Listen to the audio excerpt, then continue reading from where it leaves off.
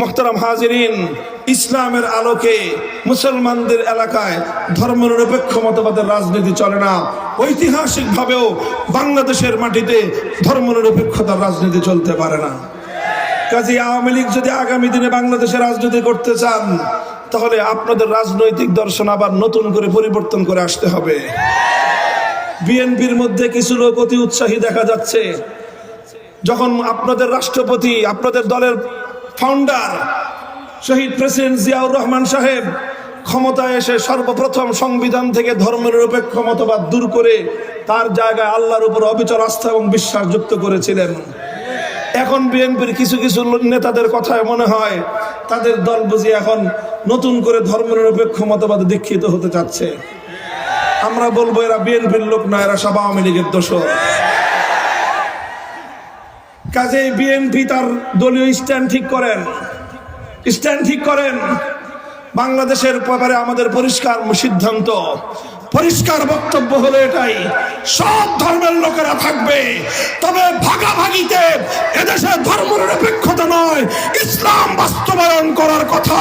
আগামীতে আমরা ইসলামের বাংলাদেশী করে তুলবো ইনশাআল্লাহ। আপনারা দেশের জনগণ বাংলাদেশের অনেক রং রূপ দেখেছেন। প্রথমে দেখেছে সোনার বাংলাদেশ, তারপরে দেখেছেন নতুন বাংলাদেশ, তারপরে দেখেছেন সবুজ বাংলাদেশ, তারপরে দেখেছেন ডিজিটাল বাংলাদেশ, সর্বশেষ দেখেছেন স্মার্ট বাংলাদেশ। সব দেখা শেষ। এবার আমরা দেখতে চাই ইসলামের বাংলাদেশ, খেলাফতের বাংলাদেশ। সে বাংলাদেশ গড়বার জন্য, রাজপথে মোকাবেলা করবার জন্য যুদ্ধে যেতে কারা প্রস্তুত, হাত তুলে শপথ করুন। অনেক মতপার্থক্য হওয়ার পর চূড়ান্ত সিদ্ধান্ত হয়েছে দেশটা ভাগ হবে। 47 সালে সিদ্ধান্ত হয়েছিল কি দেশটা ভাগ হবে। কিভাবে ভাগ হবে? হিন্দুরা বলল আমরা ধর্মনিরপেক্ষ মতবাদ অনুযায়ী দেশ চালাতে চাই। সংখ্যাগরিষ্ঠ মুসলমানরা বলল আমরা এত রক্ত দিয়েছি, জীবন দিয়েছি ধর্মনিরপেক্ষ রাষ্ট্র গঠন করার জন্য নয়, আল্লাহর জমিনে ইসলামী রাষ্ট্র গঠন করতে চাই। অনেক মীমাংসা করার চেষ্টা করা হলো, কিন্তু এভাবে কোনোভাবেই আর মীমাংসা হলো না। শেষ পর্যন্ত দেশটা দুই ভাগ হলো। এক ভাগ ধর্মনিরপেক্ষতার ভাগ, আর এক ভাগ ইসলামের ভাগ। যদিও ধর্মনিরপেক্ষতা আমাদেরকে ভাগে বেশি দেওয়া হয়েছে, জমিন ভাগ করেছে, 20 কাঠা জমিন ওদেরকে দিয়ে দিছে 14 কাঠা, আমাদেরকে দিছে মাত্র 6 কাঠা। দেশটাকে ভাগ করে ওদেরকে প্রায় 4 আনার মধ্যে 4 ভাগের মধ্যে 3 ভাগ ওদেরকে দিয়ে দিছে। মুসলমানদেরকে বঞ্চিত করা হয়েছে, মুসলমানদের সঙ্গে বৈষম্য করা হয়েছে, তাদেরকে প্রাপ্য অধিকার থেকে বঞ্চিত করে তাদেরকে দেওয়া হয়েছে মাত্র 4 ভাগের 1 ভাগ, মাত্র অল্প একটু অংশ। মুসলমানরা তাও মেনে নিয়েছে, ঠিক আছে কম পেয়েছি, কমই থাক। আমরা আমাদের জায়গাগুলোকে ভাগ করার সময় বাংলাদেশের মানচিত্রটার মধ্যে দিয়ে দেখবেন মনে হয় তেলাসোরা হাঁটায় হেঁটে গেছে, এরকম আঁকা বাঁকা মানচিত্র। কারণটা কি? কারণ মানচিত্রের মধ্যে সীমান্ত এলাকায় যত ভালো ভালো ক্রিমগুলো ছিল 47 সালে সব ভারতকে দেওয়া হয়েছে। দার্জিলিং বাংলাদেশ পায়, ভারতকে দেওয়া হয়েছে। সেখানে ওই যে আপনার কি বলে সুনামগঞ্জ এলাকায় ওখানে পাথরের যে পাহাড়গুলো ভারতকে দিয়ে দেওয়া হয়েছে।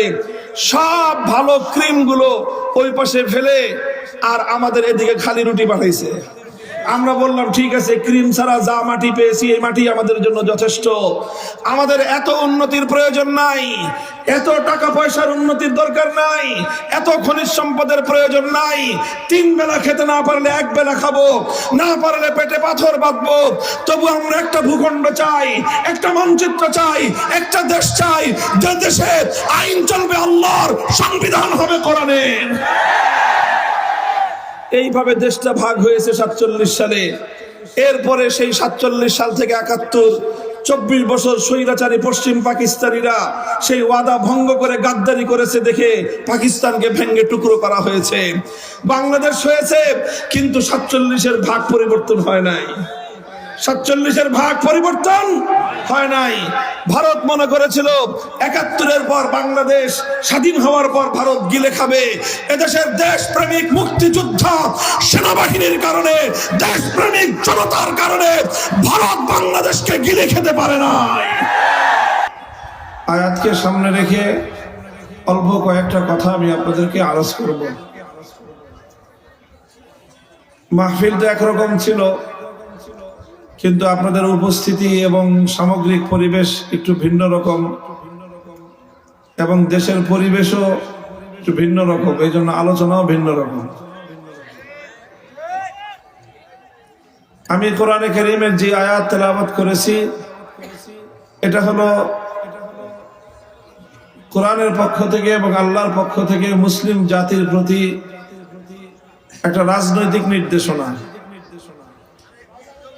যারা পবিত্র কোরআনে কারীমের রাজনৈতিক আদর্শ মানতে চায় না,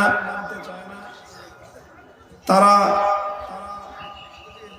উলামায়ে কেরাম এবং আলেম সমাজের কাছ থেকে রাজনৈতিক বক্তব্য শুনলে তাদের গাত্রদাহ শুরু হয়। আর আমরাও তাদেরকে এইভাবে তাদের গা জ্বালা পড়া হতে দেখলে ভালো লাগে। আমাদের ভালো তো লাগবেই, যেহেতু আল্লাহর ভালো লাগে। আল্লাহ নিজেই বলেছেন, কুল মুতু বিগাইজিকুম, তোমরা জ্বলতে জ্বলতে পুড়তে পুড়তে মরে যাও, এতে আল্লাহরও কিছু আসবে যাবে না, আর আল্লাহকে যারা ভালোবাসে তাদেরও কিছু আসবে যাবে না।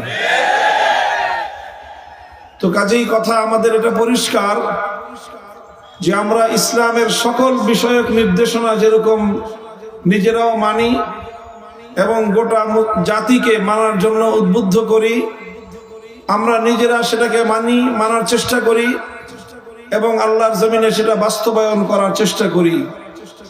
এবং এই চেষ্টা করতে গিয়ে আমাদের সাধ্য সামর্থ্যের সবটুকু আমরা ব্যয় করি। কেউ যদি আল্লাহর দ্বীনের পথে আমাদের রাস্তায় বাধা হয়ে দাঁড়াবার চেষ্টা করে, তখন সেই বাধা উৎখাত করার জন্য আমাদের যা করতে হয় আমরা সেটা করতেও বদ্ধপরিকর। এখানে কথার মধ্যে আমাদের কোনো অস্পষ্টতা নেই, আমরা যা করতে চাই সেটাও পরিষ্কার বলে দিলাম। কাজেই সামনে যদি আমাদেরকে আল্লাহর দ্বীনের পথে কেউ অন্তরায় তৈরি করতে চায়, সেজন্য আমাদের এই অবস্থানটা সম্পর্কে জেনে শুনে তারপরে সামনে এসে দাঁড়ায়। আল্লাহ পাক রব্বুল আলামিন বলেন, আল্লাযীনা ইম্মাক্কারনাহুম ফিল আরদি আকামুস সালাতা ওয়া আতাবুজ যাকাতা ওয়া আমারু বিল মা'রুফি ওয়া নাহাউ আনিল মুনকার। যে মুমিন মুসলমান যারা নিজেদেরকে মুসলমান বলে পরিচয় দেয়, নিজেদেরকে ঈমানদার বলে বিশ্বাস করে, যদি আল্লাহ রাব্বুল আলামিন সেই মুমিনদেরকে, ঈমানদার এবং মুসলমানদেরকে যদি রাষ্ট্র ক্ষমতা দেন, তাহলে সেই রাষ্ট্র ক্ষমতা দিয়ে তারা কি করবে? মুসলমানের পরিচয় কি? মুসলমানরা রাষ্ট্র ক্ষমতা পেলে কি করবে সে কথাই আল্লাহ বলেছেন যদি মুসলমানরা রাষ্ট্র ক্ষমতা পায়, তাহলে তারা রাষ্ট্র ক্ষমতা ব্যবহার করে প্রথমে 4টি কাজ করবে। কয় কাজ? 4 কাজ করবে যদি মুসলমানরা রাষ্ট্র ক্ষমতা পায়। প্রথম কাজ হলো আকামুস সালাত। গোটা রাষ্ট্রের মধ্যে যত মুসলমান আছে সমস্ত মুসলমানদের মধ্যে তারা নামাজ কায়েম করবে। কোনো মুসলমান নামাজের বাইরে থাকবে না। এটা হলো রাষ্ট্রের প্রথম কাজ, প্রথম জিম্মাদারি। 2 নম্বর কাজ হলো ওয়া আতাবুজ যাকাত। তারা মুসলিম সমাজের মধ্যে যাকাত ব্যবস্থা বাস্তবায়ন করবে, যাকাত ব্যবস্থা প্রতিষ্ঠিত করবে। শতভাগ মুসলমান যাকাত ব্যবস্থার অধীনে চলে আসবে। এটা হলো 2 নম্বর কাজ। 3 নম্বর কাজ হলো আমারু বিল মা'রুফ। রাষ্ট্র ক্ষমতা দিয়ে জনগণের মধ্যে তারা সৎ কাজের আদেশ দিবে, জনগণকে সৎ কাজ করতে বাধ্য করবে, সৎ কাজ করতে নির্দেশ দিবে। 3 নম্বর কাজ। 4 নম্বর কাজ হলো ওয়া নাহাউ আনিল মুনকার। রাষ্ট্র ক্ষমতা পেয়ে মুসলিম রাষ্ট্রের দায়িত্বশীল বর্গ 4 নম্বর কাজ হবে তাদের অন্যায় কাজে, শরীয়ত গর্হিত কাজে মানুষকে তারা শক্তি প্রয়োগ করে বাধা দিবে, তাদেরকে বারণ করবে, নিষেধ করবে। এই হলো 4টা কাজ। বিশেষ করে প্রথম যে 2টি কাজ, নামাজ কায়েম করা, যাকাত ব্যবস্থা বাস্তবায়ন করা, এটা হলো ইসলামী রাষ্ট্রের সবচেয়ে প্রথম এবং বুনিয়াদী জিম্মাদারি। মুসলমানরা ক্ষমতা পেলে তারা নামাজ কায়েম করবে এবং যাকাত ব্যবস্থা প্রতিষ্ঠা করবে। নামাজ কায়েম করার মাধ্যমে, যাকাত ব্যবস্থা প্রতিষ্ঠার মাধ্যমে শুধুমাত্র ধর্মীয় দায়িত্ব পালন হবে সেটাই নয়, বরং এই নামাজ কায়েম করার মাধ্যমে, যাকাত ব্যবস্থা প্রতিষ্ঠার মাধ্যমে দেশের জনগণের ভাগ্যের উন্নয়নও ঘটবে। যদি রাষ্ট্রের সর্বত্র নামাজ কায়েম হয়, ব্যাপকভাবে রাজনৈতিক নেতারা যদি নামাজ পড়ে, প্রশাসনের কর্মকর্তারা যদি নিয়মিত নামাজি হয়ে যায়, রাষ্ট্রের সকল জনগণ যদি নামাজি হয়ে যায়, তাহলে নামাজের যে স্বভাবজাত বৈশিষ্ট্য আছে, ইন্নাস সালাতা তানহা আনিল ফাহশাই ওয়াল মুনকার, নামাজ মানুষকে অন্যায় এবং অশ্লীল কাজ থেকে বিরত রাখবে, সেই ক্ষেত্রে ব্যাপক হারে রাষ্ট্রের মধ্যে অন্যায়, দুর্নীতি, চুরি চামারি কমে যাবে। দুর্নীতি যদি কমে যায়, রাষ্ট্রের উন্নতি, ডেভেলপমেন্ট অনেক বেশি অগ্রগতি সাধন হবে। জনগণের সম্পদ অপচয় হবে না, মানুষের টাকা, রাষ্ট্রের সম্পদ চুরি কম হবে। বিদেশে বেগমপাড়া গড়ে উঠবে না দেশের সম্পদ দিয়ে, বরং দেশের সম্পদ, জনগণের সম্পদ অধিকাংশ ক্ষেত্রে জনগণের কল্যাণেই ব্যয় হবে। এই জন্য ইসলাম প্রথমেই নামাজের কথা বলেছে।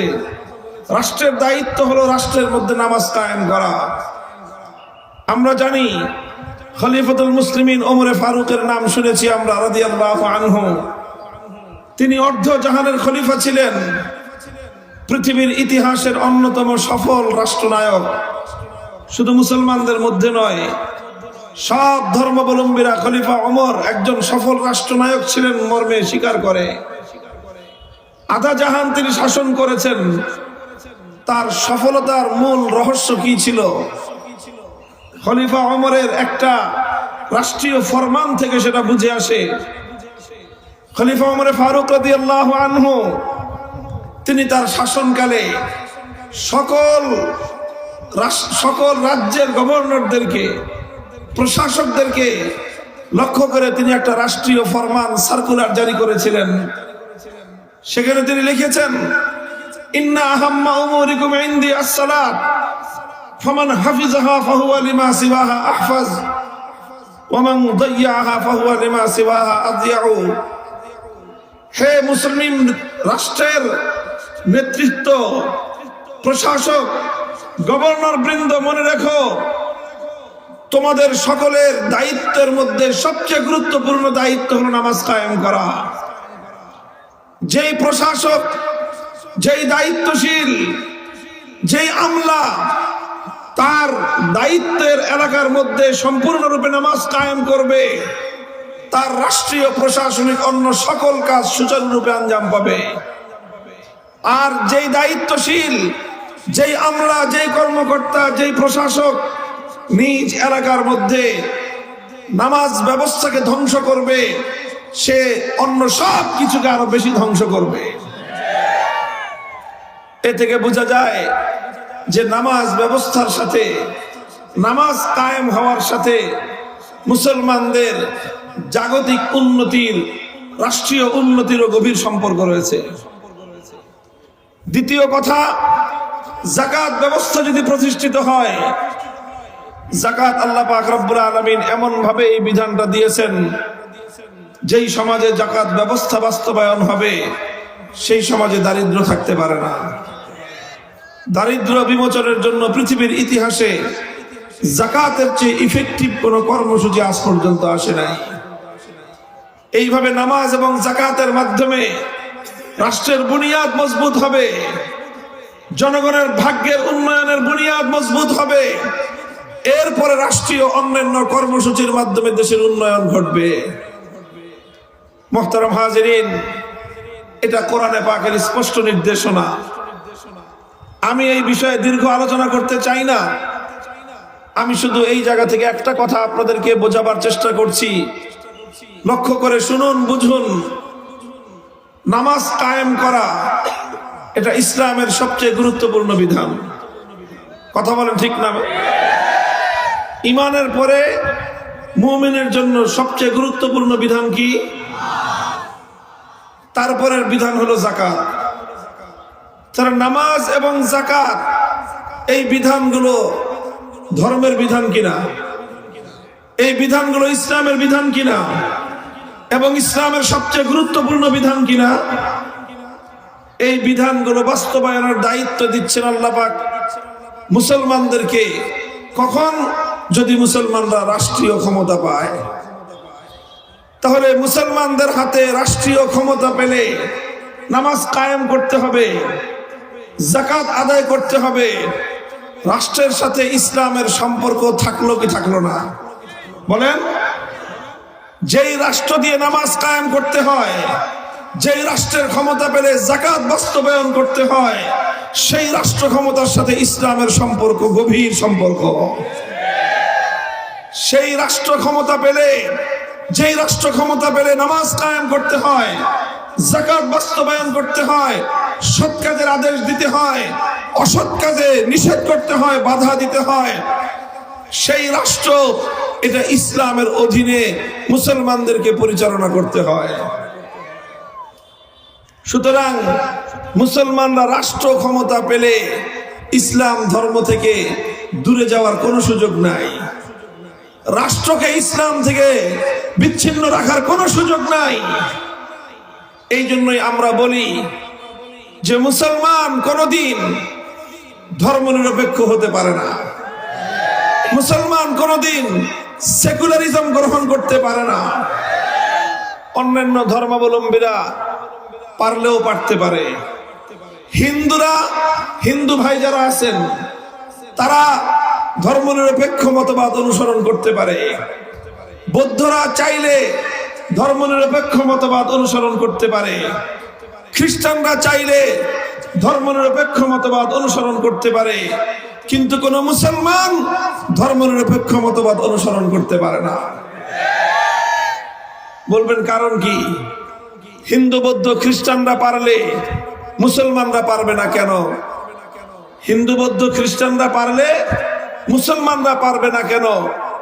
কথাটা খুব গভীরভাবে বুঝেন। এটা আজ মুসলমানদের জাতীয় প্রশ্ন, এটা ঈমানের প্রশ্ন। আমার পর্যবেক্ষণ হলো মুসলিম সমাজের মধ্যে সবচেয়ে বেশি মুসলমানের ঈমান হরণ হয় যেই কারণে, সেই কারণটা হলো রাজনৈতিক কারণ। অন্যান্য কারণে মুসলমানদের আমল নষ্ট হয়। ফেসবুক, ইউটিউব দিয়ে আমল নষ্ট হয়। সিনেমা দেখলে, নাটক দেখলে মুসলমানদের আমল নষ্ট হয়।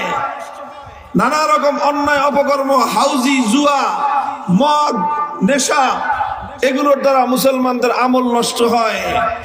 আর পশ্চিমা ইহুদি খ্রিস্টানদের প্রচলিত রাজনৈতিক ব্যবস্থার দ্বারা মুসলমানদের ঈমান নষ্ট হয়। এই জন্য মুসলমান আমলকে ঠিক করার আগে ঈমান ঠিক করতে হয়। যার ঈমান ঠিক নাই, তার হাজার আমলের কানাকড়ি মূল্য নাই। আর ঈমান যেহেতু নষ্ট হয় রাজনৈতিক কারণে, এই জন্য রাজনীতির ময়দানকে আগে সংশোধন করতে হবে। রাজনীতির ময়দান থেকে বেঈমানি, কুফরি, গাদ্দারি, বিশ্বাসঘাতকতাকে ঝাঁটা পেটা করে বিদায় করতে হবে।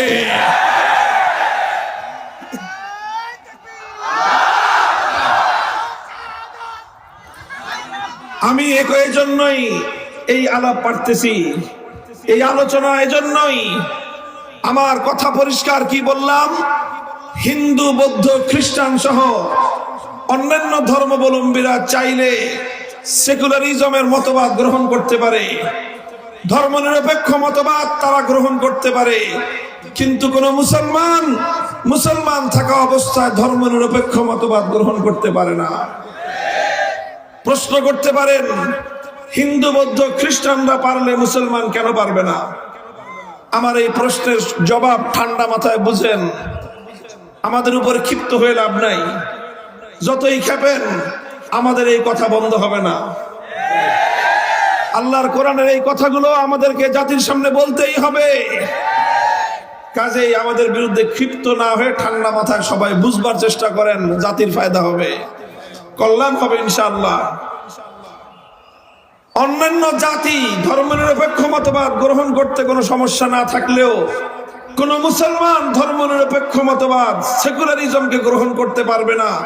এর মূল কারণ হলো এই যে, দেখেন সেকুলারিজম কাকে বলা হয়, ধর্মনিরপেক্ষ মতবাদ কাকে বলা হয়। ধর্মনিরপেক্ষ মতবাদের মূল কথা হলো এই, রাষ্ট্রের সাথে ধর্মের কোনো সম্পর্ক থাকবে না। ধর্মনিরপেক্ষ মতবাদের মূল আদর্শটাই হলো, মূল বক্তব্যটাই হলো, রাষ্ট্রের সাথে কোনো ধর্মেরই কোনো সম্পর্ক থাকবে না।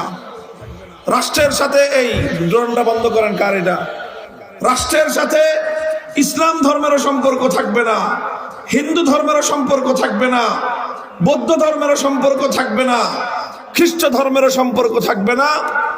রাষ্ট্রের সাথে কোনো ধর্মের সম্পর্ক থাকবে না। রাষ্ট্র চলবে রাষ্ট্রের গতিতে, যার যার ধর্ম সে পালন করবে। এটার নামই হলো সেকুলারিজম, এটার নামই হলো ধর্মনিরপেক্ষ মতবাদ। ভাই এটা কার? এটা ড্রোনটা সরান না কেন এটা? আর আপনারা কি সব ড্রোনের দিকে, উপরের দিকে, আসমানের দিকে মাথা থাকা উঠে থাকেন?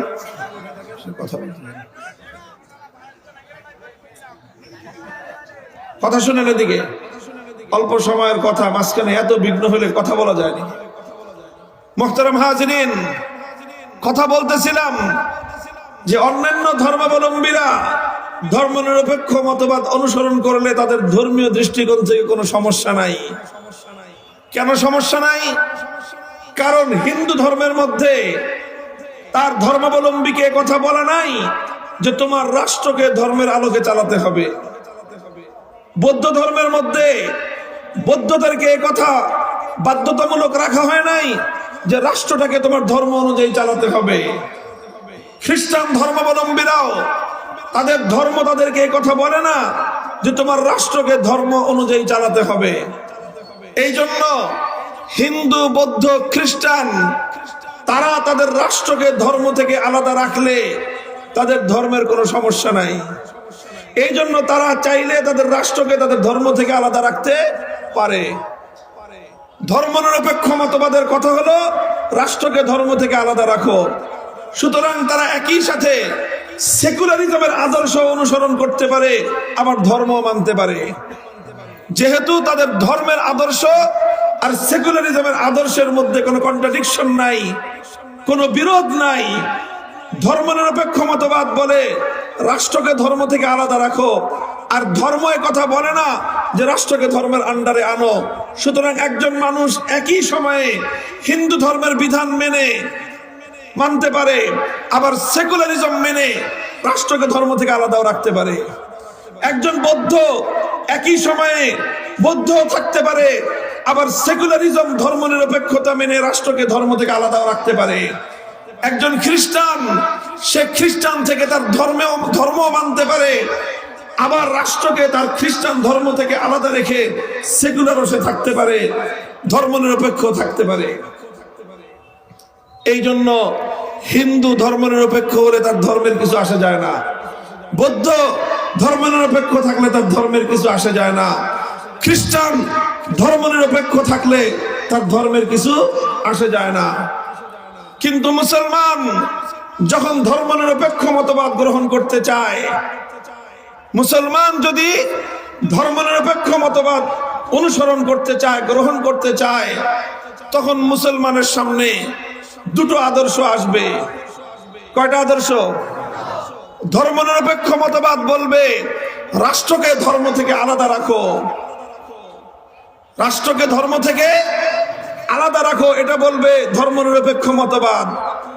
আর ইসলাম মুসলমানকে বলবে খবরদার, রাষ্ট্র যেন ধর্ম থেকে আলাদা হতে না পারে, রাষ্ট্রকে ধর্মের আন্ডারে চালাতে হবে।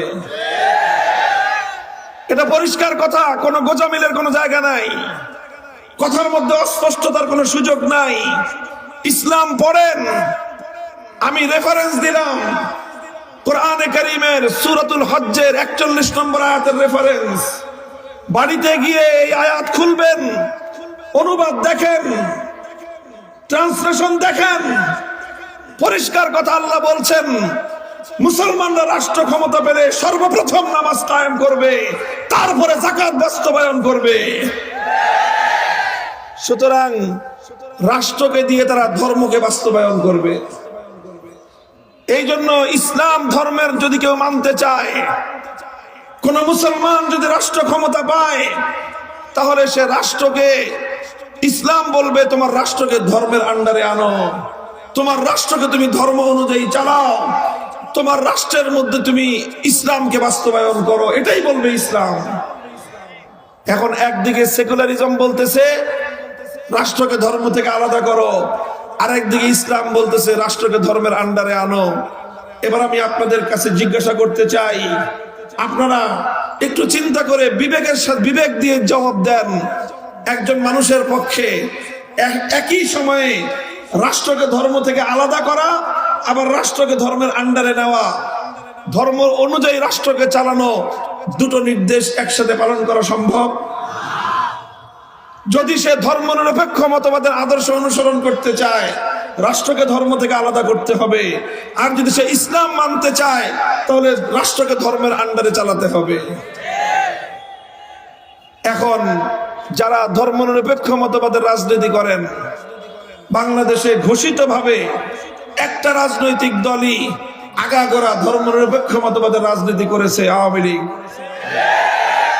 আওয়ামী লীগের নেতৃবৃন্দ পালাইছে, তার মানে এই তো না যে সব অনুসারীরাও পালাই গেছে, তা তো আর না। তাদের কাছে আমার সবিনয় জিজ্ঞাসা, বিনীত জিজ্ঞাসা, রাগারাগি মারামারির কিছু নাই। আপনার বিবেকের কাছে জিজ্ঞাসা, আপনি যখন একই সময়ে মুসলমান, আবার একই সময় আপনি যখন সেকুলারিজমের আদর্শ অনুযায়ী রাজনীতি করেন, এখন আমার প্রশ্ন, আপনি সেকুলারিজম মেনে রাষ্ট্রকে ধর্ম থেকে আলাদা রাখবেন, না ইসলাম মেনে রাষ্ট্রকে ধর্ম অনুযায়ী চালাবেন? যদি আপনি ইসলাম মেনে রাষ্ট্রকে ধর্ম অনুযায়ী চালাতে চান, সেকুলার থাকতে পারবেন না। আর যদি সেকুলারিজম অনুযায়ী রাষ্ট্রকে ধর্ম থেকে আলাদা করতে চান, মুসলমান থাকতে পারবেন না। That is your own right. আপনার সিদ্ধান্ত আপনি নেন, আপনি ইসলামের উপর থাকবেন না সেকুলারিজমের উপর থাকবেন। কিন্তু যে কথা পরিষ্কার, সেটা হলো ইসলামের সঙ্গে সেকুলারিজম একসঙ্গে বিপরীতমুখী দুই নৌকায় পা দেওয়া চলে না। যে কোনো একটাকে অনুসরণ করতে হবে, আরেকটাকে বর্জন করতে হবে। ধর্মকে, রাষ্ট্রকে ধর্ম অনুযায়ী চালাতে গেলে সেকুলারিজমকে তালাক দিতে হয়, রাষ্ট্রকে ধর্ম থেকে আলাদা করলে ইসলামকে ছাড়তে হয়। যারা ইসলাম মানবে সেকুলারিজম মানতে পারে না, যারা সেকুলারিজম মানবে মুসলমান থাকতে পারে না।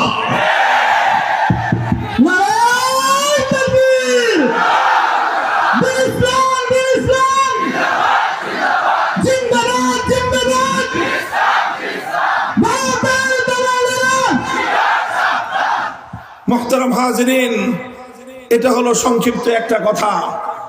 সুতরাং বাংলাদেশের 90% মানুষ মুসলমান।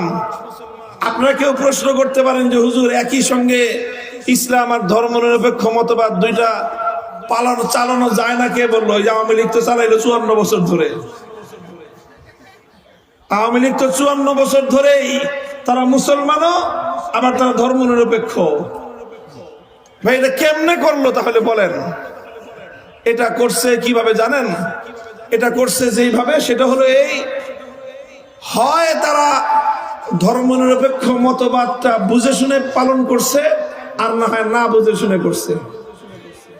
যদি তারা বুঝে শুনে করে থাকে, ধর্মনিরপেক্ষ মতবাদের রাজনীতি যদি তারা বুঝে শুনে করে থাকে, 100% কনফার্ম একজনেরও ঈমান নাই। আমার ধারণা এরা কেউ বুঝে শুনে করে না। এদের নেতারা কিছু বুঝে শুনে রাজনীতি করেছে, এরা ধর্মনিরপেক্ষ মতবাদ কি জিনিস বুঝে শুনে করেছে। আর বাকি গড়পড়তায় শতকরা 90% আওয়ামী লীগের যারা, তারাও ধর্মনিরপেক্ষ মতবাদটা কি জিনিস এটা মানলে যে ইসলাম মানা যায় না, এটা না বুঝেই তারা ধর্মনিরপেক্ষ মতবাদের রাজনীতি করেছে। যদি না বুঝে শুনে করে থাকে তো গণ্ডমূর্খের দল, এর বাইরে যাওয়ার উপায় নাই। হয় বুঝে শুনে করছে তাহলে বেঈমানের দল, না বুঝে করলে মূর্খের দল। কাজেই এখন আপনারা মূর্খ থাকবেন না বেঈমান হবেন, আগামী দিনে আপনাদের সিদ্ধান্তের বিষয়।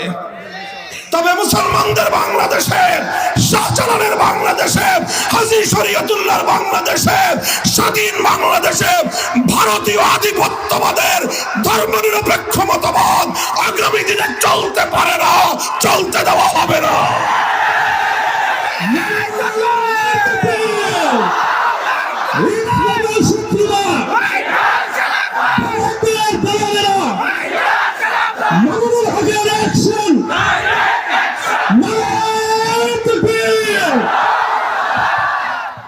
এটা হলো ধর্মীয় দৃষ্টিকোণ থেকে আমি বিশ্লেষণ করলাম।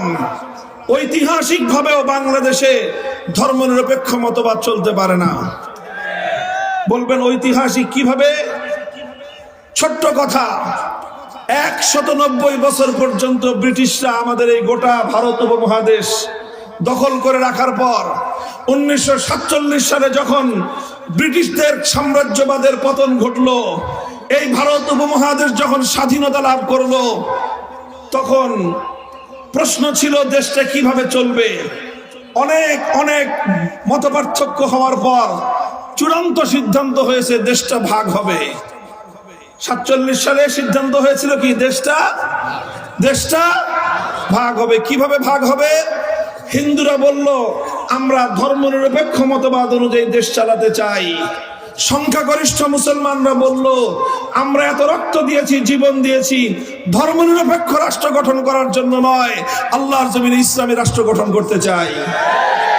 অনেক মীমাংসা করার চেষ্টা করা হলো, কিন্তু এভাবে কোনোভাবেই আর মীমাংসা হলো না। শেষ পর্যন্ত দেশটা দুই ভাগ হলো।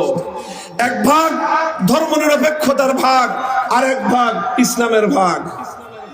যদিও ধর্মনিরপেক্ষতা আমাদেরকে ভাগে বেশি দেওয়া হয়েছে, জমিন ভাগ করেছে 20 কাঠা জমিন ওদেরকে দিয়ে দিছে 14 কাঠা, আমাদেরকে দিছে মাত্র 6 কাঠা।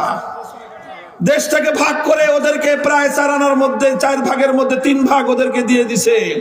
মুসলমানদেরকে বঞ্চিত করা হয়েছে, মুসলমানদের সঙ্গে বৈষম্য করা হয়েছে, তাদেরকে প্রাপ্য অধিকার থেকে বঞ্চিত করে তাদেরকে দেওয়া হয়েছে মাত্র 4 ভাগের 1 ভাগ, মাত্র অল্প একটু অংশ। মুসলমানরা তাও মেনে নিয়েছে, ঠিক আছে কম পেয়েছি কমই থাক। আমরা আমাদের জায়গাগুলোকে ভাগ করার সময় বাংলাদেশের মানচিত্রটার মধ্যে দিয়ে দেখবেন মনে হয় তেলাছোড়া হাঁটায় হেঁটে গেছে, এরকম আঁকা বাঁকা মানচিত্র। কারণটা কি? কারণ মানচিত্রের মধ্যে সীমান্ত এলাকায় যত ভালো ভালো ক্রিমগুলো ছিল 47 সালে সব ভারতকে দেওয়া হয়েছে। দার্জিলিং বাংলাদেশ পায়, ভারতকে দেওয়া হয়েছে।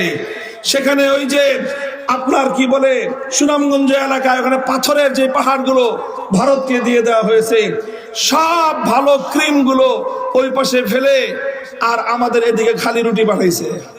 আমরা বললাম ঠিক আছে, ক্রিম ছাড়া যা মাটি পেয়েছি এই মাটি আমাদের জন্য যথেষ্ট, আমাদের এত উন্নতির প্রয়োজন নাই, এত টাকা পয়সার উন্নতির দরকার নাই, এত খনিজ সম্পদের প্রয়োজন নাই। 3 বেলা খেতে না পারলে 1 বেলা খাবো, না পারলে পেটে পাথর বাঁধবো, তবু আমরা একটা ভূখণ্ড চাই, একটা মানচিত্র চাই, একটা দেশ চাই যে দেশে আইন চলবে আল্লাহর, সংবিধান হবে কোরআনের। এইভাবে দেশটা ভাগ হয়েছে 47 সালে। এরপরে সেই 47 সাল থেকে 71, 24 বছর স্বৈরাচারী পশ্চিম পাকিস্তানিরা সেই ওয়াদা ভঙ্গ করে গাদ্দারি করেছে দেখে পাকিস্তানকে ভেঙে টুকরো করা হয়েছে। বাংলাদেশ হয়েছে, কিন্তু 47-এর ভাগ পরিবর্তন হয় নাই। 47-এর ভাগ পরিবর্তন হয় নাই। ভারত মনে করেছিল 71-এর পর বাংলাদেশ স্বাধীন হওয়ার পর ভারত গিলে খাবে। এদেশের দেশপ্রেমিক মুক্তিযোদ্ধা সেনাবাহিনীর কারণে, দেশপ্রেমিক জনতার কারণে ভারত বাংলাদেশকে গিলে খেতে পারে নাই। এই জন্য বাংলাদেশ 47 সালের ভাগ নিয়ে আজও পর্যন্ত বেঁচে আছে। একাত্তরের মুক্তিযুদ্ধ ছিল বৈষম্যের বিরুদ্ধে লড়াই, জালিমের বিরুদ্ধে মজলুমের লড়াই। 54 বছর পর্যন্ত, একাত্তরের আগে 24 বছর পশ্চিম পাকিস্তানি স্বৈর শাসকরা গাদ্দারি করেছে, বিশ্বাসঘাতকতা করেছে। 72 থেকে 2024 সাল পর্যন্ত বাংলাদেশের অধিকাংশ শাসকরা বিশ্বাসঘাতকতার গাদ্দারি করেছে জাতির সঙ্গে। 24 জুলাই আগস্টের বিপ্লবের পর এবার আমাদের পরিষ্কার পয়গাম, আমরা ভাগ করেছি দেশ। এক ভাগ পড়েছে ধর্মনিরপেক্ষতার জন্য, আরেক ভাগ পড়েছে ইসলামের জন্য। ইসলামের ভাগের যে অংশ, এখানে যদি কেউ ধর্মনিরপেক্ষতাবাদের রাজনীতির চাষাবাদ করতে চাও, তোমাদেরকে পরিষ্কার কথা, তোমাদের যদি ইসলামের চেয়ে ধর্মনিরপেক্ষ মতবাদ এত পছন্দ হয়ে থাকে, নেত্রীর মতো ধর্মনিরপেক্ষ দেশে চলে যাও। সীমান্ত খোলা আছে, তবে খালি এতটুক, যারা খুনি এরা যেন এমনি পার হয়ে যেতে না পারে। বিচার যেন করা হয়, এটাই হলো দাবি। বিচার টিচার হয়ে গেলে যদি কেউ মুক্তি পায়, চলে যাক, অন্য দেশে গিয়ে ধর্মনিরপেক্ষতার রাজনীতি করুক, তাতে আমাদের আপত্তি নাই। সংবিধান সংশোধন হচ্ছে, 1947-এর ভাগাভাগি, 1971-এর মুক্তিযুদ্ধ, জুলাই আগস্টের 24-এর বিপ্লব, এই 3 বুনিয়াদকে সামনে রেখে আগামীর বাংলাদেশ হবে ইসলামের বাংলাদেশ, মুসলমানদের বাংলাদেশ।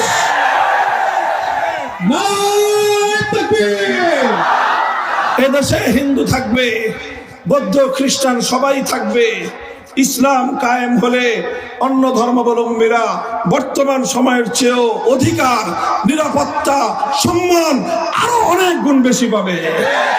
তাদের জানের নিরাপত্তা, মালের নিরাপত্তা, ইজ্জতের নিরাপত্তা, ধর্ম পালনের স্বাধীনতার নিরাপত্তা নিরঙ্কুশ ভাবে ইসলাম তাদেরকে প্রদান করবে।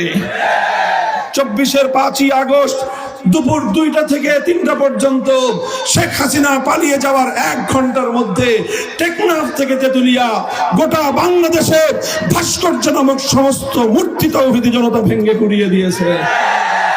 কিন্তু হিন্দুদের কোনো মন্দিরে ফুলের টোকাও দেওয়া হয় নাই, হিন্দুদের কোনো দেবতা ভাঙ্গা হয় নাই, তাদের কোনো মূর্তিকে গালমন্দ করা হয় নাই, তাদের কোনো মূর্তির গায়ে আঁচড় দেওয়া হয় নাই। কি বুঝা গেলেন? কি বুঝলেন? পয়গামটা হলো এই, মুসলমানের জায়গায় মূর্তি চলবে না। হিন্দুরা তাদের জায়গায় মূর্তি দেবতা বানিয়ে স্বাধীনভাবে তারা তাদের ধর্ম পালন করবে। নিরাপত্তা দেওয়া আমাদের দায়িত্ব।